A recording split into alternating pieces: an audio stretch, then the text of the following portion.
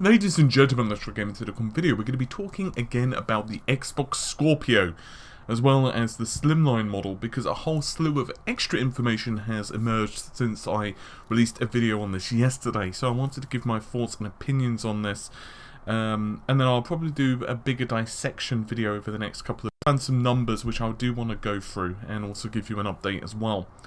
So, first of all, the basic bottom line. Scorpio has 6 T-flops of performance. This is actually substantially more than the PlayStation 4 Neo, which is sitting at around 4.1, 4.2 T-flops. Now, 6 T-flops is not absolute, so for example, it could be 5.9, it could be 6.2. The figure touted at the moment, however, is 6 T-flops, and I'll get more into how they could arrive at those numbers using Polaris as an example. Secondly, regarding the Xbox One hardware revision, also known as the Xbox Mini. Now this Xbox Mini, as the name probably implies, is smaller than the original Xbox, and the number that is being bandied around is about 40% smaller, which is not insignificant. Supposedly, once again, according to another source, it's going to include a 2 terabyte hard drive, which is not too shabby at all. But I guess the main focus of this video, and for most folks it's going to be the main thing that most current Xbox One owners are going to be considering, is it worth the upgrade? And for those of you who have not jumped on the Xbox platform, should you just wait? I mean, for example, yeah, the Xbox Mini might be nice, especially with a larger hard drive, but if, for example, the rumours are true regarding the Scorpio being released in 2017, late 2017, would you prefer just to wait for a year for the sake of argument? Well, a couple of things. Firstly, further sources are telling us that it will technically be capable of supporting the Oculus Rift, and supposedly Microsoft and Oculus are still courting regarding this. This is also explaining why Xbox One controllers, supposedly one of the reasons anyway, that Xbox One controllers were actually bundled with the Oculus Rift. Whether that's true, whether it had anything to do with it at all, or whether it was just a bonus and, you know, the folks over at Oculus just decided, hey, we want to include an Xbox One controller because we think it's the best device overall for compatibility. Let's face it, DualShock 4 has some problems with compatibility on certain games. Xbox 360 pads, they're great and all, but why would you not just bundle the Xbox One pad when it is an updated design? There is a little conflicting information from different sources who are talking to different individuals. But from what we can surmise, the basic plan is this. There will be a new revision of the Xbox hardware, as well as multiple streaming devices shown off during E3. It will be announced during the Microsoft event. So, for example, the Xbox Mini will be shown, as well as the Chromecast-like stick as well. However, the new Xbox revision is probably not going to appear at this year's E3, which is, for those who are not too sure, it's going to be taking place in June, and instead that's going to be released, or revealed at the very least, at some point in 2017, although a date hasn't been exactly given yet. So what about the performance? So, as I mentioned previously, the PS4 Neo, or PS4K, has a performance sitting at around 4.1, 4.2 T-flops, which is not too shabby. It's supposedly more than enough to be able to run any PS4 game right now without any trouble at definitely higher resolutions, and once again, if the rumours are true, we should see higher frame rates, and games will supposedly, I know I keep using that word, but I don't want to once again give you information which ends up not being true, but supposedly this will mean that games in the future will have a Neo mode, and what that will do is, if you are playing on the original console, the PS4 that you possibly have at your home right now, the games will behave accordingly. It won't have higher resolution textures, it won't have better lighting, it won't have higher frame rate, and so on. But if you do have that more powerful hardware, then obviously the game and software will take advantage of that, and therefore you will play at higher native resolutions, higher frame rates, or whatever the developer decides is best for their individual game. For example, fighting games are unlikely to be running at 30 FPS. They're probably going to opt for 60, but if you are releasing a fighting game for the Neo, it will possibly have a higher native resolution, let's say 1440p, or maybe better background details or what have you. The Xbox Scorpio, however, is different. It's going to hit 60 flops, which is quite substantially higher. In fact, compare it to the original Xbox One, you're looking at a performance deficit, if you are talking from the perspective of the original Xbox, of about 4 times, which is crazy. That's absolutely crazy. I mean, that's a massive disparity between the two systems. I mean, PS4 to PS4 Neo is big at about 2.2, 2.25 times, but when you start talking about 4 times, that's absolutely gargantuan in terms of performance difference between the two systems. In yesterday's video I had said I don't think the performance of the Scorpio is going to be less than 4. I had a feeling it was going to be between, let's say, 5-ish or more, but I definitely didn't think it was going to be over 7, simply because, excuse me, frog in my throat, simply because of how expensive it would be, and yields and all that stuff to produce the system. Now, bear in mind, in 2017, GPU technology will have moved on by around 12 months from where we are now. Therefore, it's possible that we won't be using the Polaris 10 architecture, which, once again, I'm going to use the word supposedly, is going to be at the heart of the PS4 Neo, but there is a possibility we could see an evolution of Vega, which, from what we understand, and once again, we are basing this off of information that AMD have released on the Vega architecture, but Vega, from what I understand, is going to be very similar to Polaris. There may be a few subtle differences, but basically it's going to be very much the same, just have an additional set of compute units, and obviously high bandwidth memory too, and slight architectural differences to accommodate that stuff. But the question is 60 flops even possible? Yeah.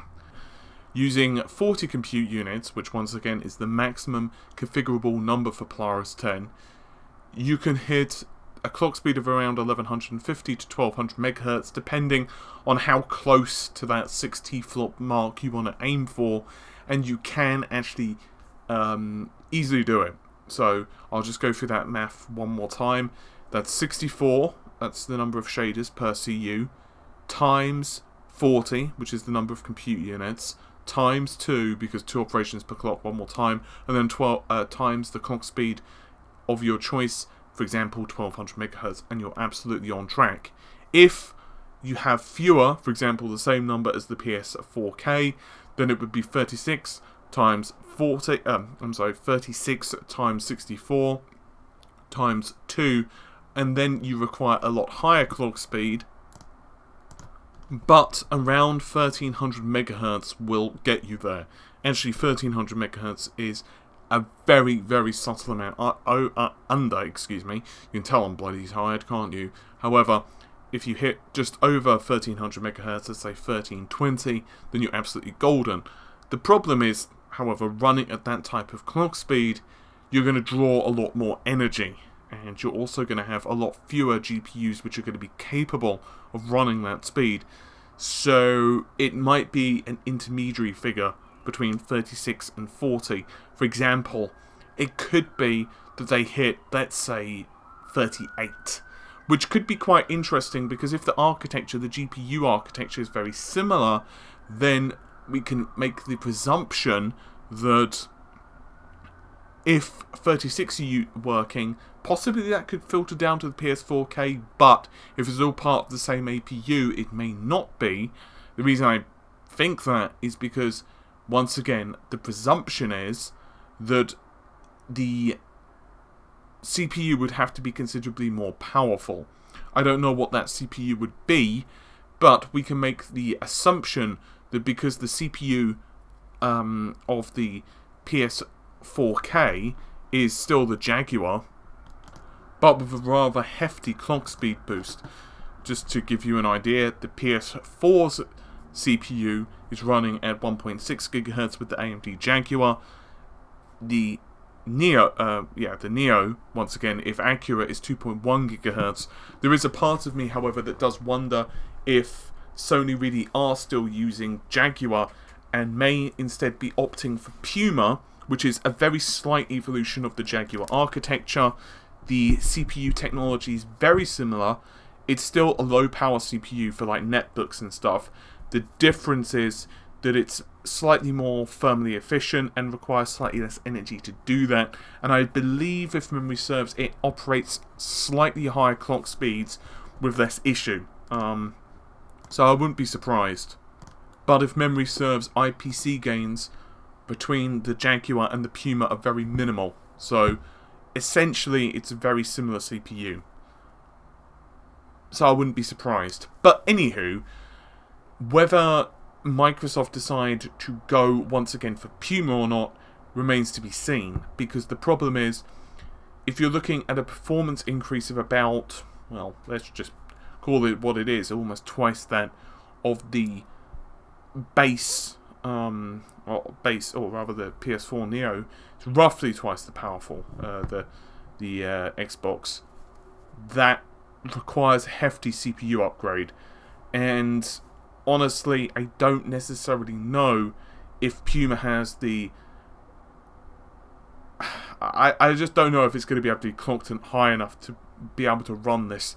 So I'm going to make the assumption that we're going to be looking at an entirely new CPU as well for the Xbox. What that CPU is, I don't know. It's possible Microsoft might, or rather AMD might be able to offer Microsoft the Puma at, say, 2.8 GHz. And I'm just throwing out a figure. If that's true, or roughly accurate, Microsoft could just say to themselves, hey, that's enough.